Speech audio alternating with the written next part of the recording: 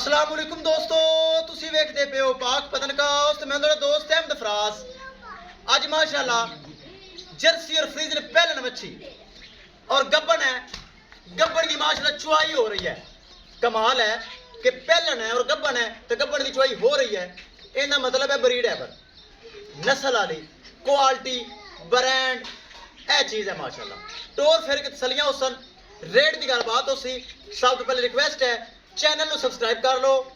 Facebook वाले बराबर बहुत अच्छे पेज को फॉलो कर लें ताकि साड़ी हर आने वाली वीडियो बराबर देख सकन। मौजूदा पता अड्डा बुंगा हयात तहसीलो जिला पाक पतन शरीफ। मोबाइल नंबर है साडा 038754 व्हाट्सअप नंबर भी यही है जी। लोकल नंबर भी यही है। दुंदी चौकी वैड़ी पहलन हाफा जी। कैमरामैन साहब कराओ तसल्ली। लो जी दोस्तों, माशाल्लाह पहलन दुंदी चौकी गब्बन की चुआई हो रही माशाल्लाह। बड़ी नस्ल एनू कहते ब्रीड एवर। घर विचों लैके आए। चिचड़ी बहुत ज्यादा सी, मेडिसिन लग चुकी, चिचड़ी मर चुकी है। चंगा कद काठ पहलन होके चंगी नस्ल, बॉडी वेट चंगा, नस्ल चंगी। हाफिज जी छड़ के इत्थे जरा घुमा फिरा के तसलियां करवाओ। माशाल्लाह कमेंट दोस्तों आना चाहिए और वीडियो नू शेयर करना है।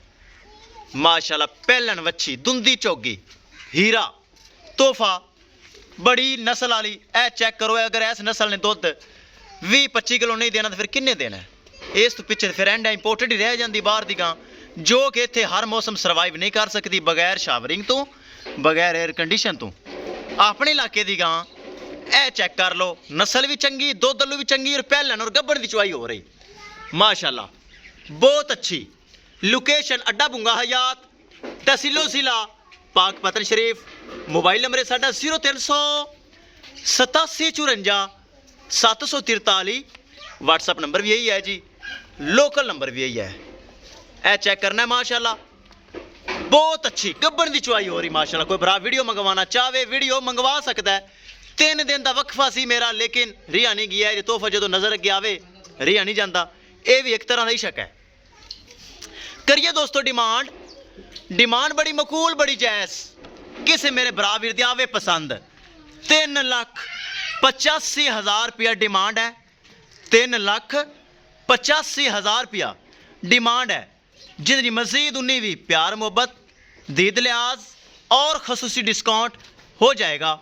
किसे मेरे भरा वीर दे पहलन वच्छी आवे पसंद 3,85,000 रुपये के डिस्काउंट करके खरीद सकता है। टोर फिर के तसलियां हो गई। टंपरेचर काफ़ी है, ए चेक करना। और गर्मी सर्दी नो टेंशन, ताकि ब्रीड अपनी है, अपने इलाके की गाय है। 3,85,000। इंशाल्लाह दोस्तों मिलेंगे एक नई वीडियो के नाल। अपने फराज दोस्त की इजाजत।